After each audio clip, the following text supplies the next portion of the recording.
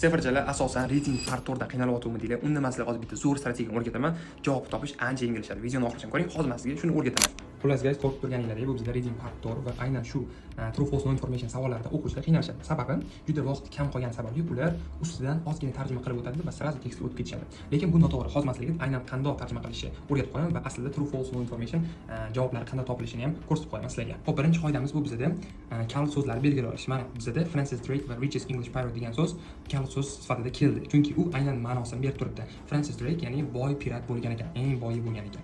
Xo'p, endi true false no informationni o'quvchilar shunchaki ustidan tarjima qilib ketishadi. Ya'ni to'g'ri, noto'g'ri, ma'lumot umuman yo'q degan ma'noda tarjima qilishadi. Lekin bu noto'g'ri. Tarjima qilish bunaqa bo'ladi. Ya'ni savoliga asoslanib tarjima qilasiz. Misol uchun true. Rostdan ham Francis Drake juda boy bo'lgan. Ya'ni shunaqa kelsa true bo'ladi. False. U kambag'al bo'lgan, uni puli bo'lmagan degan ma'noda kelsa false bo'ladi. Va aynan no informationni ehtiyot bo'lasizlar guys. Ko'pincha o'quvchilar no information bu shunchaki tekstning ichida hech nima kelmasa, demak no information deb o'ylashadi.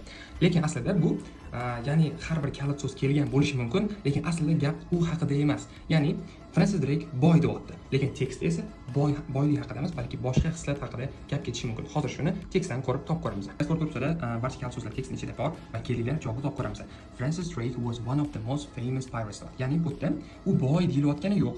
U shunchaki mashhur bo'lgan, lekin bu false degani emas. Kelinglar davomini o'qib ko'ramiz. He brought lots of treasures to England. Ya'ni u Angliyaga ko'plab boylik, ya'ni xazinalarni olib borgan ekan. Ha, xazina ya'ni boylikka tegishli so'z, ya'ni juda yaqinroq so'z. Shu sababli o'quvchilar boylik haqida gap ketyapti, balki javob true deb o'ylashi mumkin, lekin aslida bu yerda u boylikni o'ziga emas, Angliyaga olib borgan. Shu sababli bizda no information bo'ladi.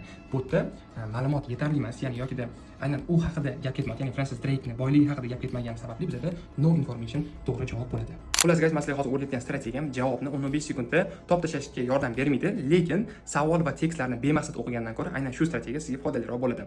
Bu shunchaki kichik strategiyada. Agarda to'liq strategiyalar boshqa partlardan o'rganmoqchi bo'lsangiz, Telegram kanalimga BSTV darslik tashlab qo'yganman. Bemalol kirib ko'rib chiqsangiz bo'ladi. Shunchaki obuna bo'lib, to'r degan sonni yozib qoldirsangiz, men sizga o'zim tashlab qo'yaman.